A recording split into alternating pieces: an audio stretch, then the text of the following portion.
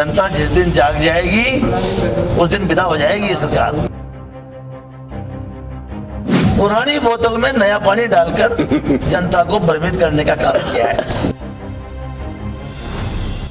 हालात ये है, इन्होंने एतबार खत्म कर दिया प्रजातंत्र में, जो मतदाता को विश्वास होता है, और जिला खत्म कर ही दिया है। वो तो आपको भी जानकारी है दूध का। मतलब हमारे बच्चे बच्चियों के भविष्य के साथ खिलवाड़ कर दिया। मंदिर, मस्जिद, मुसलमान, हिंदू, बस यही खेल है इनका। हमें कोई समस्या होगी तो हम किसी के पास जाएंगे, वो हमारी बात को सुनेंगे और सुनकर हमारे साथ हमें न्याय मिलेगी। वो विश्वास भी खत्म कर दिया। नमस्कार, आप देख रहे हैं लोक उजाला। मैं मोनिका आप सभी के साथ। तो आज हम ऐसी शख्सियत से मिलने आए हैं जो किसी पहचान की मोहताज नहीं है। कांग्रेस पार्टी की सरकार के बहुत बड़े दिग्गज नेता बाबूलाल जी नागर। सबसे पहले स्वागत है सर आपका। धन्यवाद आपको, नमस्कार। तो सर, मेरा आपसे ये सवाल है कि आप बहुत अभी कांग्रेस पार्टी की सरकार से आए हैं, तो अभी तो आपकी पार्टी सरकार में है नहीं, तो अभी जो बजट पारित हुआ है उसको आप कैसे देखते हैं? देखिए, इस सरकार ने, प्रदेश की भाजपा सरकार ने सरकार में आने के बाद 2 बजट पेश किए जी। विकास के जो काम पहले कांग्रेस सरकार के दौरान सैंक्शन हो गए थे, जिनका वर्क ऑर्डर हो गए थे, उन्हीं कामों को इन्होंने दोबारा पढ़कर रिपीट करने का काम किया है। पुरानी बोतल में नया पानी डाला है। जो भी विकास के काम हुए, जो इन्होंने बजट में पढ़ा, वो सब कांग्रेस सरकार के दौरान सैंक्शन हो गए थे। अभी तक इस सरकार का 1.25 साल से ज़्यादा समय हो गया। 1 रुपए का भी, सिंगल 1 रुपए का भी सरकार से 1 रुपए का काम नहीं आया। जो काम चल रहे हैं कांग्रेस सरकार के दौरान के काम चल रहे हैं। जो योजनाएं चल रही हैं पुरानी योजनाएं चल रही हैं। उल्टाया इस सरकार ने तो पुरानी कांग्रेस की सरकार की योजनाओं को रोकने का काम किया है। केवल इसलिए रोकने का काम किया है कि इनको रोकने के बाद, साल 6 महीने 2 साल रोकने के बाद ये दिखाया जा सके कि हमारी सरकार ने ये काम किया है। पहले वाली सरकार ने किया था लेकिन वो निरस्त हो गए। अब हम दोबारा इसको सैंक्शन करके दोबारा ये काम करा रहे हैं। सारे काम वही हैं जो कांग्रेस सरकार के दौरान सैंक्शन हुए थे, वही चल रहे हैं। तो अभी आपके विधानसभा से जो विधायक हैं वो सरकार में उप मुख्यमंत्री के पद पर भी है, तो आपको क्या लगता है कि उन्हें तो अच्छा बजट मिलना चाहिए था आपके क्षेत्र के लिए? देखिए, डेमोक्रेसी में जनादेश से सरकारें बनती हैं। विधायक, सांसद जनता के मतदान से बनते हैं, और आम जनता को डेमोक्रेसी में ये कॉन्फिडेंस रहता है। पहली बात तो मैं आपसे कहना चाहूँगा, 2-3% लोगों को सरकार से काम पड़ता है। मेहनत मजदूरी करने वाले, कृषि का काम करने वाले, कोई सरकार आए उनका उस सरकारों से काम पड़ता ही नहीं है। लेकिन वर्तमान की जो हालात हो गई हमारे यहाँ दूध विधानसभा क्षेत्र 2023 में, यहाँ जितने राजस्व गांव इस विधानसभा में, हर राजस्व गांव की खराबा की रिपोर्ट 80% थी। प्रीमियम जमा कराया किसान ने। पूरी विधानसभा में 10% लोगों को अभी तक प्रधानमंत्री फसल बीमा का पैसा नहीं मिला। 2023 में करीब 24-25 यहाँ खरीद केंद्र थे, समर्थन मूल्य पे किसान की फसल खरीद रहे थे। 2024 में एक किलो भी किसान की उपज पूरी विधानसभा में खरीदी नहीं गई। एक भी खरीद केंद्र पे 1 किलो भी किसान की उपज नहीं खरीदी। अभी 25 आ गया है। तो 24 में जो फसल खराब हुई या जो अच्छी फसल हो गई, मान लो, उसमें भी उसका भी कांटा नहीं लगा।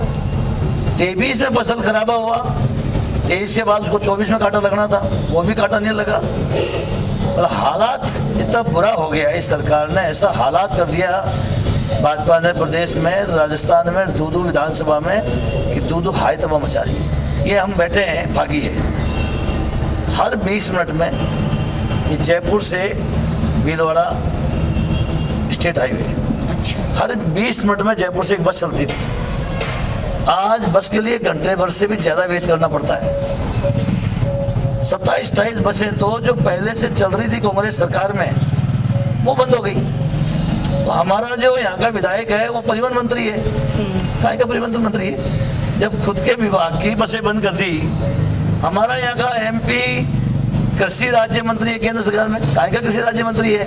जब 1 पैसा 1 किलो किसान की उपज समर्थन मूल्य पर नहीं खरीदी गई, फसल बीमा का पैसा किसान को नहीं मिल रहा है, जो फ्री में बीज मिलता था किसान को वो इस बार बीज नहीं दिया, DAP यूरिया खाद नहीं मिला, फिर काहे के केंद्र के मंत्री हैं। तो मैं आपसे कहना चाहूँगा, कांग्रेस सरकार में नगर पालिका में भी हमारे यहाँ नरेगा चलती थी राजस्थान में। तो शहरी महात्मा गांधी रोजगार गारंटी योजना, मुख्यमंत्री गारंटी योजना, और जिस दिन से बीजेपी सरकार आई है तो नरेगा बंद हो गई। आप दूर जाके आए हो, नगर परिषद है, ये फागी है, नगर पालिका है, 1 रुपए का रोजगार नहीं है गरीबों के पास। गरीबों के एक रोटी का निवाला मुश्किल हो गया है।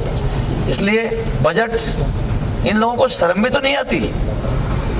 रसीली से लेकर बगरू का रोड कांग्रेस गवर्नमेंट के दौरान ही सैंक्शन हो गया था। तो अभी आप जो किसानों की बात कर रहे हैं, फसलों की बात कर रहे हैं, तो अभी एक फार्मर ID जो कि केंद्र सरकार का है, अरे भाई, ये भी किसानों को जो अनुदान दिया जाता है सरकारी योजनाओं से, ये बहुत बड़ा फंडा है केंद्र सरकार का और मोदी जी का। उनको अनुदान नहीं देना पड़े, इस बात की ID यही। आज सरकार की जो योजनाएं हैं, farm pot, poly house, net house, विभिन्न तरह की योजनाएं, उन योजनाओं में लघु सीमांत किसान पात्र है, जिसके 7-8 बीघा जमीन है, और एक तहसील में कहीं 7-8 बीघा जमीन है, तो अपनी जमीन पर पोली हाउस आराम से बना लेता है, वो फार्म पॉट बना लेता है। अब कहीं दूसरी तहसील में या किसी अन्य जगह उसकी और जमीन आ गई तो सीमांत लघु किसान से बाहर हो जाएगा, तो फिर उस योजनाओं से वंचित हो जाएगा। वो जो गवर्नमेंट अनुदान देती थी कृषि की योजनाओं में, उनसे वंचित हो जाएगा। हमारे फूड खाद्य सुरक्षा में 7 बीघा, जिसके पास लघु 7-8 बीघा जमीन है, 7 बीघा जमीन है, उस तक को खाद्य सुरक्षा में गेहूँ मिलता है। इधर उधर कहीं होंगी और जमीनें, एक जगह बन जाएगा तो वो इस खाद्य सुरक्षा से बाहर हो जाएगा, पेंशन से बाहर हो जाएगा, वृद्धावस्था सब पेंशनों से बाहर हो जाएगा, खाद्य सुरक्षा से बाहर हो जाएगा, किसान की योजनाओं से बाहर हो जाएगा। तो इससे फायदा क्या हो रहा है? ये जो आप किसान को ये 6,00,000 रुपये देते हैं साल के, 3,000 रुपये राजस्थान गवर्नमेंट ने बोला है। हाँ। जबकि मोदी जी ने 12,000 बोले थे कि 12,000 देंगे हम हिंदुस्तान में। अभी तो 12,000 के, अभी तो 9,000 की घोषणा हुई है। ये किसको मिलती है? जो किसान, जो लघु किसान है, जैसे ही एक जाई जमीन इधर उधर कहीं जयपुर में, जिले में कहीं भी हुई, उससे बाहर हो जाएगा, तो उनको वो अनुदान देना ही नहीं पड़ेगा, पैसे नहीं देना पड़ेगा। तो ये तो एक फंडा है सरकार का कि किसानों को, जो गरीबों को जो लाभान्वित करने की योजना है, उनको बंद करने का काम। तो सर, हम भी फील्ड में घूमते हैं वैसे तो 2022। इसके अलावा और बता रहा हूँ, जी, पिछली बार उन्होंने बजट में घोषणा करी दूदू से भाटीपुरा रोड। 2022 में कांग्रेस गवर्नमेंट में ही सैंक्शन हो गई थी, वित्तीय सैंक्शन निकल गई थी। मैंने इसको रोका था, इस रोड को, इसमें बाईपास नहीं था दूदू में। फिर मुझे 6 महीने लग गए बाद में बाईपास बनाने में, और फिर बाकायदा डिपार्टमेंट ने जमीन अधिग्रहण करने का नोटिस जारी कर दिया था, पत्रगढ़ी हो गई थी, डिमार्केशन कर दिया था रोड का, और इसको फिर बजट में घोषणा करी है कि दूदू से भाटीपुरा, मोकमपुरा। मेरे ही समय ये थाना मुख्यमंत्री अशोक गहलोत जी ने अनुमोदन सैंक्शन कर दिया था, फिर आचार्यता लग गई तो डिपार्टमेंट में सैंक्शन नहीं निकली, उसको बजट में घोषणा करी है इन्होंने। ये रसीली से बगरू रोड कांग्रेस गवर्नमेंट में सैंक्शन हो गई थी। ये तो CRF का पैसा है, स्टेट का फंड है। जो आपका ये पेट्रोल डीजल का सेस है, इसका टैक्स है, उसमें रोड्स पे खर्च होता है। तो लेकिन होता वही है जहाँ स्टेट गवर्नमेंट जब प्रस्ताव देती है। उस समय ही हो गया था, बाद में आचार्यता लग गई तो भाजपा ने रोक लिया था, राजस्थान में चुनाव आ गए थे, वही उस समय सैंक्शन हो गई थी। ये सारी योजनाएं हमारे छापोड़ा बांध की नहरें 22.5 करोड़ रुपए मेरे टाइम में मैंने काम चालू करा दिया था। 14 करोड़ 80 लाख का एक था, 6.5 करोड़ रुपए एक सैंक्शन थे, 8.5 करोड़ रुपए एक सैंक्शन थे। ये सारी नहरें उस पर करीब 50 करोड़ रुपए सैंक्शन थे। इनको फिर उन्होंने बजट में घोषणा कर दी। दूधू, आप मोजाबाद होके आए होंगे, मोजाबाद में थाना मैंने ही खुलाया था, मैंने ही बिल्डिंग बनाई थी, मैंने उसका शिलान्यास किया था। और अब इस बजट में फिर मोजाबाद थाने के लिए पैसा सैंक्शन कर दिए। हम अभी दूधू के इसी तरह सावरदा क्षेत्र से भी आए थे। हॉस्पिटल है। एक मिनट सर, मैं आपकी बात काट रही हूँ। हम अभी सावरदा, आपके जो दूधू विधानसभा का क्षेत्र था, वहाँ से आए थे। आपने एक पुस्तकालय का निर्माण भी करवाया था शायद। और मैंने कराया था। तो आप उसका उद्घाटन क्यों नहीं कर पाए थे? आपने करवाया था, क्योंकि अभी हम आए तो बहुत लॉक लगा हुआ है। नहीं, वो क्या था, विधायक कोष से बनाया था मैं। अच्छा। फिर विधायक कोष से तो ग्राम पंचायत एजेंसी थी, तो उस समय उद्घाटन तो हमने किया था और उन्होंने वो पत्थर वहाँ नहीं लगाया था। ये पत्थर एक जगह रख दिए थे, तो पंचायत के पास पत्थर पड़े हुए हैं, वो मैंने लोकार्पण कर दिया था उसका। पर छात्रों को उस चीज का लाभ तो हो ही नहीं रहा। वो तो उसको देखना चाहिए ना, उसको खोलें। इसी तरह दूधू उपजिला अस्पताल, अशोक गहलोत ने इसका शिलान्यास किया है। आप सोच लो, आप समझने की कोशिश करना। और उसको भी पिछली बार बजट में घोषणा कर रहे हैं कि हम दूधू में जिला अस्पताल का निर्माण करेंगे। अरे भाई, चल रहा है 41 करोड़ का काम ही चल रहा है वहाँ। तो पुरानी बोतल में नया पानी डालकर जनता को भ्रमित करने का काम किया है। हालात ये है, इन्होंने एतबार खत्म कर दिया प्रजातंत्र में। जो मतदाता को विश्वास होता है, हमें कोई समस्या होगी तो हम किसी के पास जाएंगे, वो हमारी बात को सुनेंगे और सुनकर हमारे साथ हमें न्याय मिलेगी, वो विश्वास भी खत्म कर दिया और जिला खत्म कर ही दिया है। वो तो आपको भी जानकारी है दूधू का। मतलब हमारे बच्चियों के भविष्य के साथ खिलवाड़ कर दिया। तो अभी देश में स्वच्छ भारत अभियान के तहत बहुत सारी मुहिम चल रही है। तो अभी हम आए कौन सी मुहिम चल रही है? बहुत गंदी पड़ी है। अभी कौन सी मुहिम चल रही है? सरकार के समय भी कुछ ऐसा ये मोदी जी का फंडा है, आप समझो। ये मोदी जी के भाषणों में चलती रहती है। जनता को केवल भ्रमित करते हैं। मंदिर, मस्जिद, मुसलमान, हिंदू, बस यही खेल है इनका और कोई लेना देना नहीं है। केवल अभी जनता जिस दिन जाग जाएगी उस दिन विदा हो जाएगी ये सरकार। आपने देखा ना, अब की बार 400 पार हो गए, अब की बार 400 पार। इसलिए कुल मिला के राजस्थान में इसने सरकार ने पूरा खात्मा कर दिया पुरानी योजनाओं का भी। और कांग्रेस सरकार में जो योजनाएं की तो पूरी तरह बंद कर दी। हमने जितनी 2000 यूनिट बिजली आम किसान को उसका बिल फ्री माफ था जी। 2000, आज 2000 बिल का माफ, खाने का पैकेट देते थे। पशुओं का बीमा था, पशुओं का बीमा था। हर साल 15% पेंशन बढ़ाने का था। अभी भी कहाँ बढ़ा था? अभी भी 15% पेंशन नहीं बढ़ाई। तो कुल मिला के पुरानी योजनाओं को खत्म कर दिया, नई कोई योजना आई नहीं। तो शायद अभी आपके क्षेत्र में एशिया NH8 जो बहुत आयता हाईवे का नाम आता है, तो अभी हम आए तो वहाँ रोडों की हालत वैसे ही खस्ता है। तो RTO के टाइम पे, उस टाइम पे लगाम थी RTO के? अरे भाई, सारा प्रशासन और सारे जनप्रतिनिधि एक ही काम कर रहे हैं कि अवैध बजरी का परिवहन, बजरी माफिया बन गए सारे के सारे लोग।